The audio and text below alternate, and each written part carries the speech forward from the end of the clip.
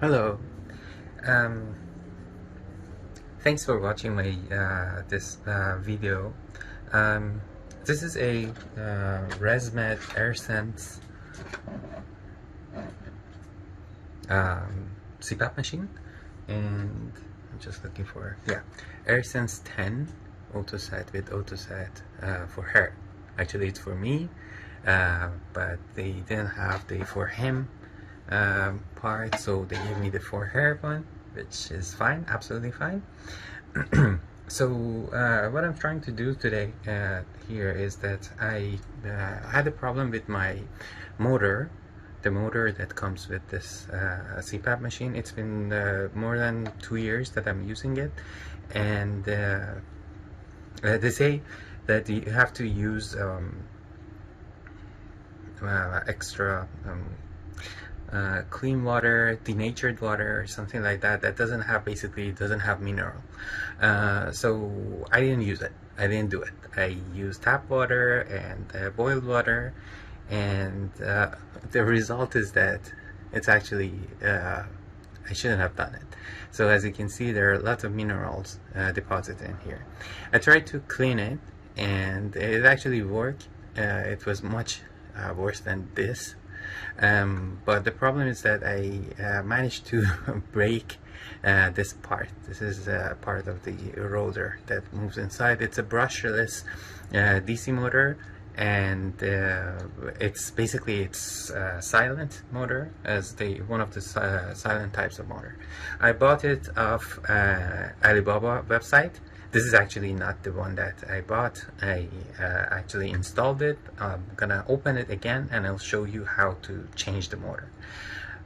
So I bought it off Alibaba website for $130 Canadian dollars plus shipping, which was $150. And as far as I know, it's costs around $900, and it's because it's all covered with by OHIP, Ontario health insurance plan. In Canada, I didn't pay anything for it, but it basically costs that much. So if you don't use it more than 5 years or 3 years, they won't cover the cost for a new one. So I wanted to be able to use it more. So some points about this Cpap machine. It's a quite good machine. It's well designed. Everything is nice. And one of the things that bothers me a little bit is that it has this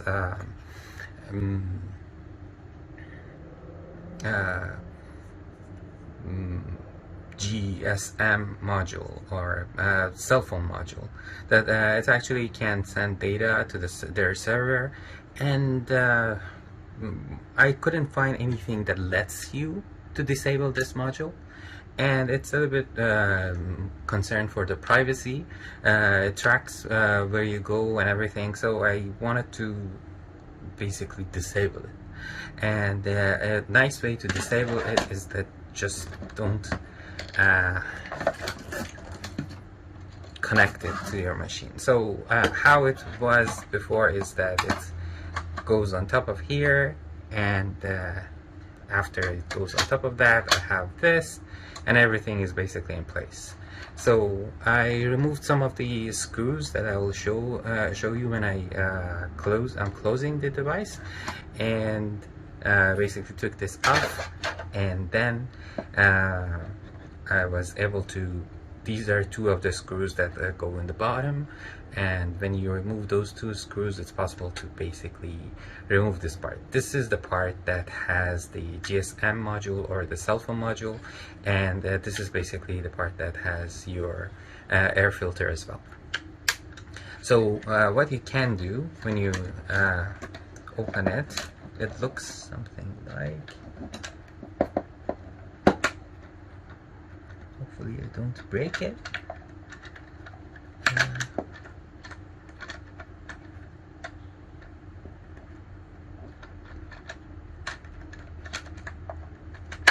Perfect. It looks something like this, and the cable is connected to here. So what it looks like for the cable is like this. The cable goes into here and it's connected like this.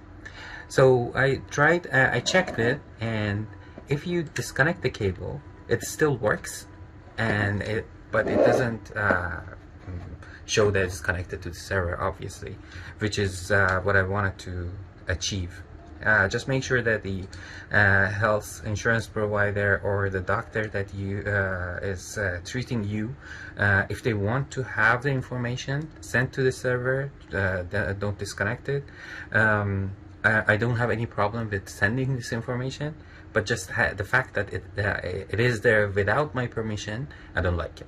I have my Google Maps and it records my every move, and I'm okay with that. I'm a local Google Map guide.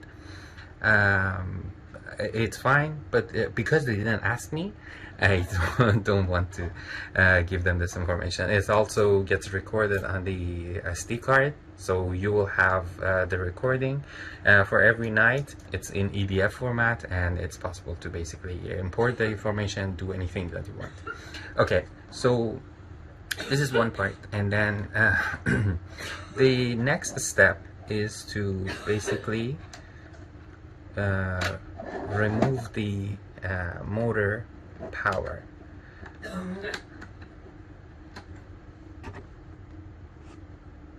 The motor power, this is the cable that should be connected. I have to push this. It gets disconnected like this. And the other part is, I think this is the heater for the container, water container, and it should be also disconnected as well. It's basically both the heater and the temperature sensor. When you do that, it is possible. Okay, and there are two screws here. Both of them should be removed, and when you remove those, it's possible to open this like this. Voila. And this comes off right away. These are the pressure sensors that are on the main board of this machine, and the connection to the motor housing is via this one. So we'll put this aside for now, and then when I'm going to put everything back together, I'll use that again. So there is this one screw here that should be open.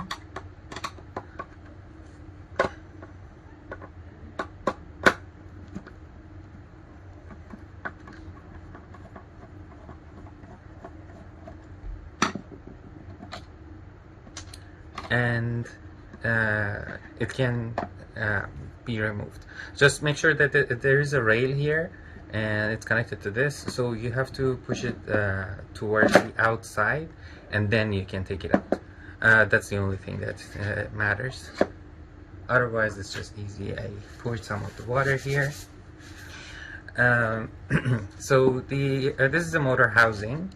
I realize that pretty much all of the screws that they have are similar, so it doesn't matter which screw it goes where. All of them are the same size, so you don't need to be worried about that. Just have a pile.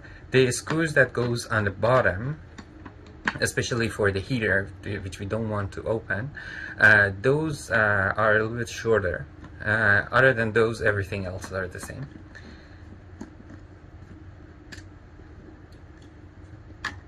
Last screw here, and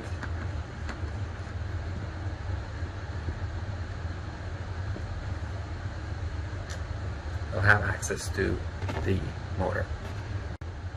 Okay, so now I can remove the top part. This is the top part, and as I said, these are the connections to the pressure sensors. And as you can see, there's a small nozzle here that basically transfers the air pressure to that part.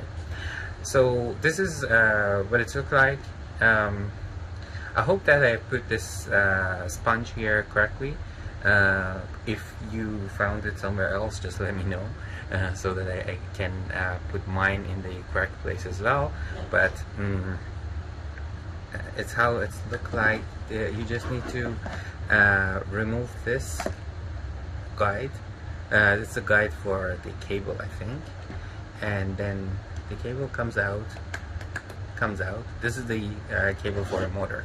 It's a three-phase, as I said, brushless DC, hopefully DC motor. I will include the link to the Alibaba website as well.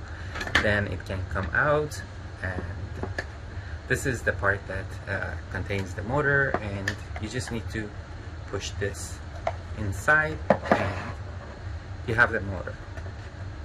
I put the sponge aside, and it's a little bit try and error to just push the motor out.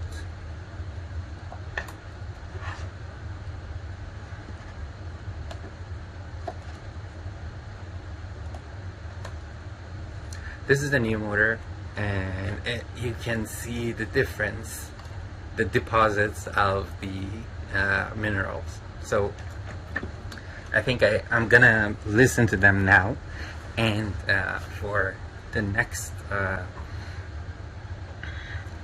couple of years that I'm going to use this, I'm going to use water that has less minerals, and I'm gonna get that from the pharmacy or somewhere else.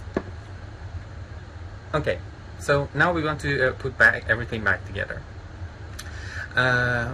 One of the things that you have to be careful about is that the motor can go both sides, both ways, and if you put it the other way, it still would fit, and all of the cables and everything will be flush inside. The only problem is that alright, so I was saying that the motor, you have to be careful that it goes both way in, and obviously one way will suck air and the other way will push air, and you want it to push the air, not suck the air. And the way that it will suck the air is that you put it this way.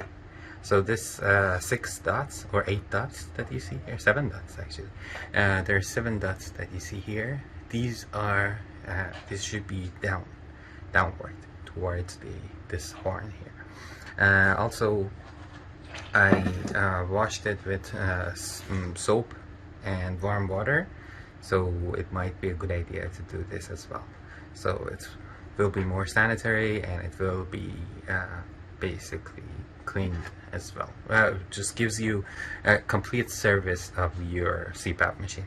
So just to make sure that the way that it should go, it's quite easy. Just the way that the cables are, it is the way that it should be. So when it goes in, the cables will be easy to bring out. So just make sure that the cables are correctly inserted, just like this. And one more thing is that because it goes in like this, and the cable comes up here, it should be going like this. So there's a little bit of freedom of how the motor will be inserted. So this is the way that it should be going inside. I'm gonna push it here.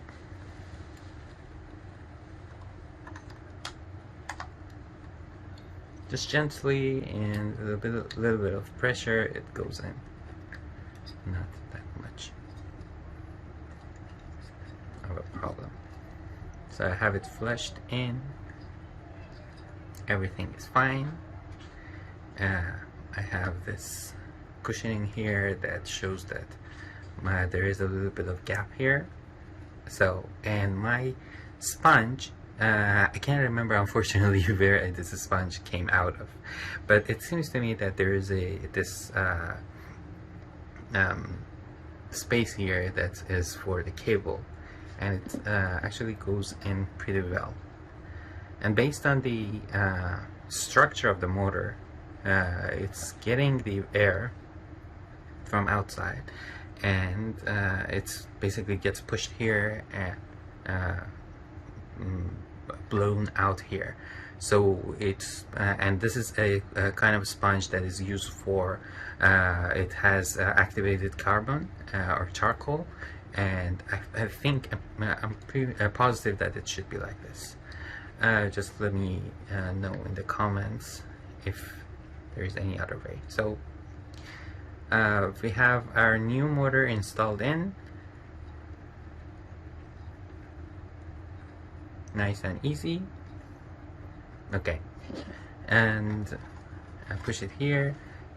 This part is quite easy.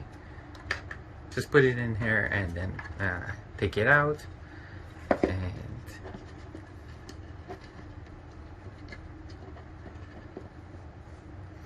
now I have to put the this header or cover back in. Obviously, this is the place for the cables to come out, and as you can see, my the place that I put the cables in was good. You have to just push these flaps or whatever they are called out, and you can feel that it's actually flush inside and it doesn't move.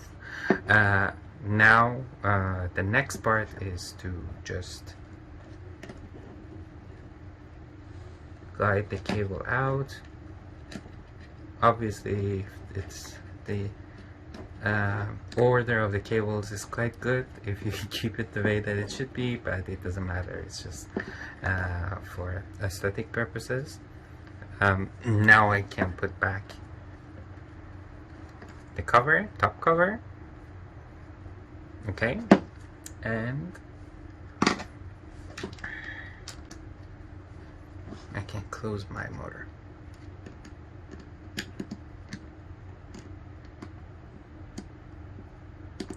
I don't know why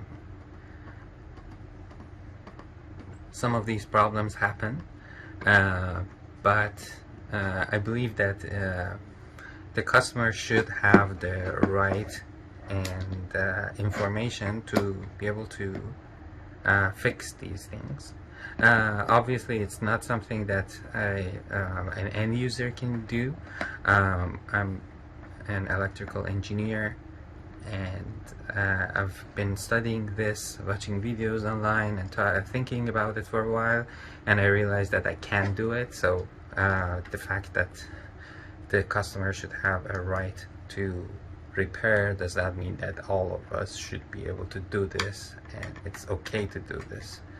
Because if you make a mistake, it's a very delicate medical device, and you have to be careful while you're replacing it. I think that I found the actual source in China, that the motor that came is exactly like this one, and that's why I'm pretty much sure it's the same thing, but just make sure that you're getting the same motor. Now we are back to the actually before this I have to put this back. The cables should go like so here. Now I will put this here, and the cable comes out, goes underneath here, and it's ready to go back into. Okay, I have my device here, and the rest of my device here. Excuse me. So this is the part that goes into the water housing, and we'll put it here and make sure that it goes on the railing on the bottom. Railing is, this is the railing that I'm talking about. Just make sure that it goes like this, and these two parts will go beneath the go right in front of the holes for the screws, and I think it should be fine right now. I'll close the screw here, and then I will check the bottom part to make sure that it's right in front of the screw holes.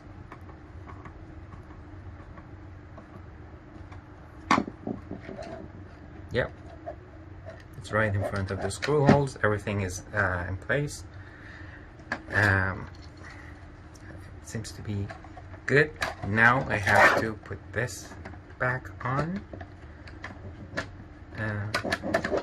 Obviously this is the part that the motor goes in, the motor connector. There's only one way that you can put it, so I'm not worried about that. And just move it around a little bit to make sure that it gets right where it should be, and the board should be flushed here and here, and you should be able to see the screw holes in these two places. When it's done, you're good to put back the rest of it back. Just put something here that I can keep the way that it is right now.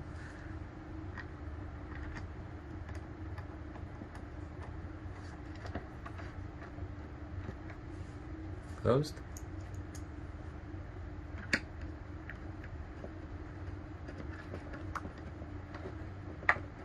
Oh, actually, just make sure that it's a good thing that we realized that, and I can show to you what the problem is.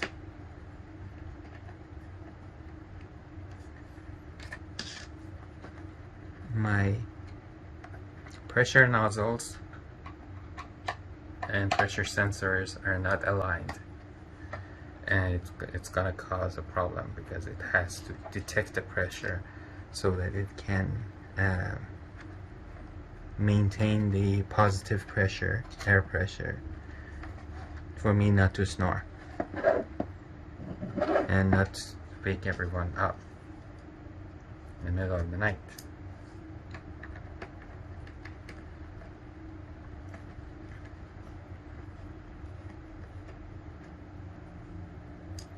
Now I'm sure that this part is good. The other connectors are connected. Oh, actually one connector is not connected. This one. I will just put it back. This one also is a directional connector, or it has a direction, so it's not possible to put it back in 180's rotation. You can't flip it. If you flip it, it won't go back in. Okay, just make sure that it's clean and there are no smudges. Now we have this part. If you want to let them have information sent to their server, ResMed server, connect this, otherwise just don't. That's what I'm going to do for now. Okay, now my machine is almost closed. Just there is a very fine cable here, and it should go around like this so it can rotate, as you can see. Just make sure that it's correctly inserted here.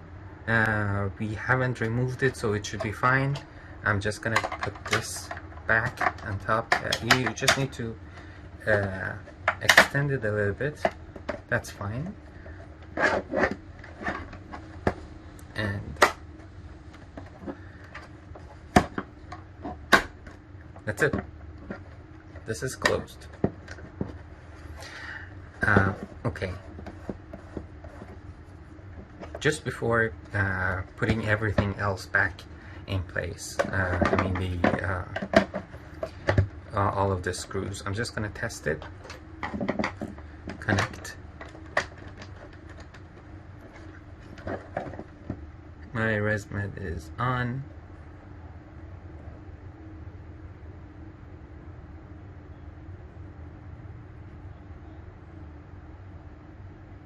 And as you can see, there's no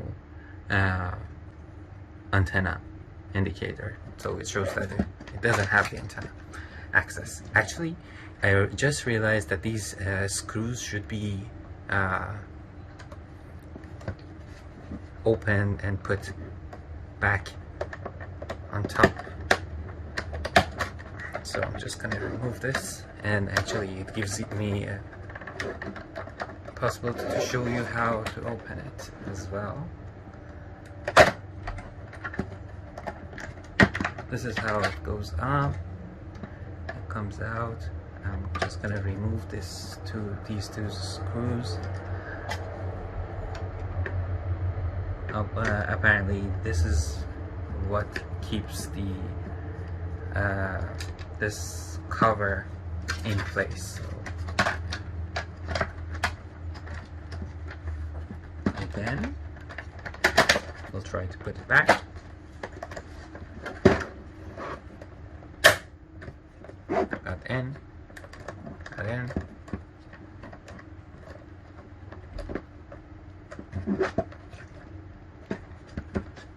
Seems fine. Seems to be fine. Okay. Now I'm just gonna put my cable here, my power connector, and let me just test my Cpap pressure. Make sure that it will work tonight.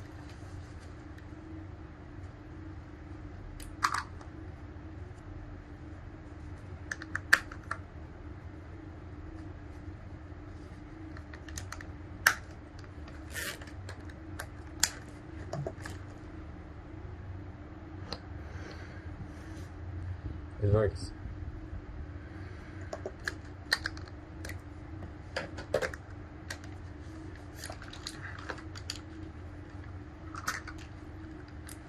Fantastic. And so it works. I have my new motor installed, and now I can disconnect it, remove the water container, and put everything back in place. Everything, by everything I mean a few more screws and the cover.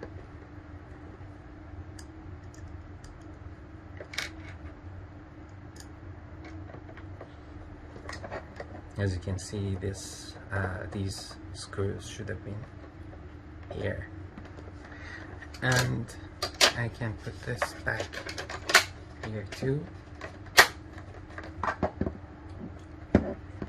My ResMed is almost complete, and these are the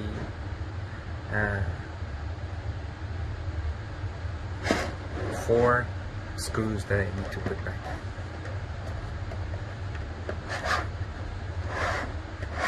Okay. Actually, these are the four screws that I said that are smaller ones, and I don't think that you'll need to open them unless actually the first time that I opened this and that was the time that I made the mistake and broke my motor the thing to turbine. I realized that my heater was just dirty, and I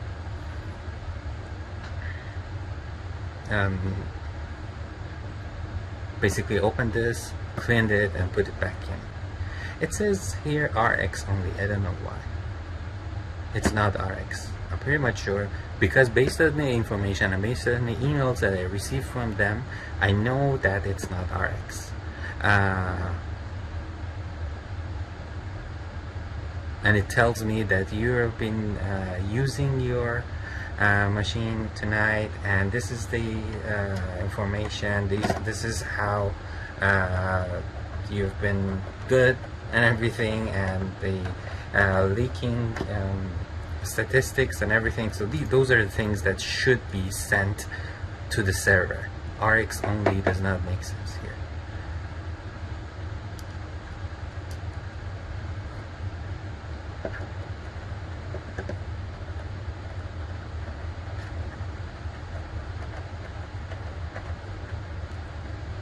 Alright, I've closed all of the cables that I could. My Cpap machine is almost as good as new. And one more thing before I go, every night before I start using my machine, I go and fill this container with water, put it here, and connect it. It's all obviously it's already connected because it's beside your bed. What I do is just spray a few times alcohol into this and put it back here. And also I open this and spray and bring out my filter, spray alcohol on this and put it back here. And what it does, the most important part is that I start it, wait for it to make it sound, and then stop it.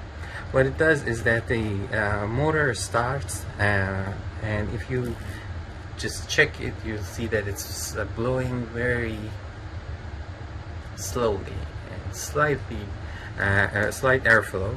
That airflow is because they want to make sure that the system is dry. So what I do is that it's basically alcohol is here and alcohol is here. So the alcohol is sucked through this filter, goes into the system, into the motor housing and everything that you saw, and the air turbine, and comes out of here. Also, you have alcohol going through your tube. So everything, including your machine and the tube, are basically sanitized. That's what I do every night. And just make sure that you, when you do it, you will let it sit for 5 minutes. During that 5 minutes, the alcohol has gone through everything, and when you connect it to your mask, you won't smell the alcohol. Otherwise, you'll basically give yourself a shock of alcohol. But I think that's a very good way to make sure that there's no bacteria inside it, because this is a very it's damp, and there are lots of things that can house bacteria, and over time it will be riddled with bacteria. And the smell actually tells you. If you're sensitive to smell, you will realize that. Actually, I realized my motor there's something wrong with my Cpap machines because it smelled wrong. And I opened it, I realized that there is these mineral deposits are in here, and they smelled funky. So I realized that's a problem, and I hope that it helps you. There's another thing that I wanted to talk, maybe I do it some other time. This water housing, I don't know, ResMed guys, I would really appreciate if you tell me what's wrong with these things. The problem is that after a while, it started leaking from this part here.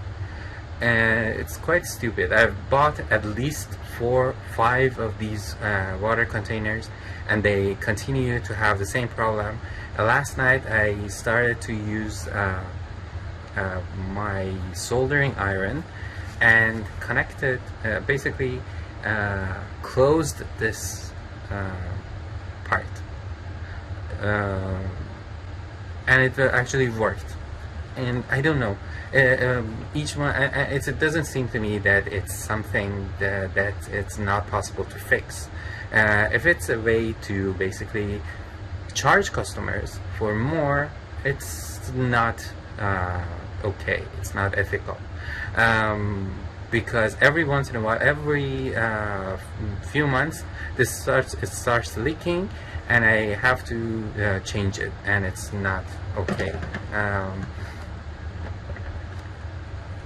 This goes here, and so far it's with my soldering iron solution, it has been working. If I find some other solution that works and it's good, I'll let you guys know. And I hope that this recording, this video helps you with your CPAP machine, and I hope that you will have nice and snore-free nights. Thank you and bye.